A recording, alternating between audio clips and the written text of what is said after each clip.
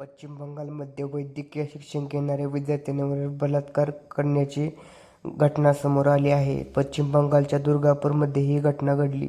23 वर्षीय विद्यार्थिनी तिच्या कॉलेज कॅम्पसबाहेर मित्रांसोबत जेवायला गेली होती. त्यावेळी ही भयंकर घटना घडली. या प्रकरणी पोलिसांनी गुन्हा दाखल करत तपास सुरू केला आहे.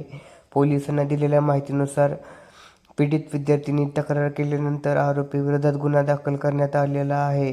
पोलीस सध्या तपास करत आहेत. आरोपीच्या शोधासाठी टीम तयार करण्यात आलेले आहेत. पीडित विद्यार्थिनी मूळची ओडिसाची रहिवासी आहे. या घटनेमुळे विद्यार्थिनीचा सुरक्षिततेचा प्रश्न ऐरणीवर आलेला आहे.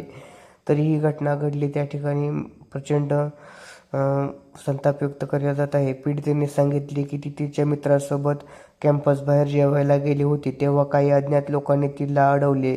त्यानंतर तिचे मित्र घटनास्थळावरून पळून गेले. त्या लोकांनी तिची जबरदस्तीने जवळजवळ जंगलात नेले आणि तिच्यावर बलात्कार केला. विद्यार्थिनीच्या आईने सांगितले की माझी मुलगी तिच्या मित्राच्या सांगण्यावरून जेवायला गेली होती.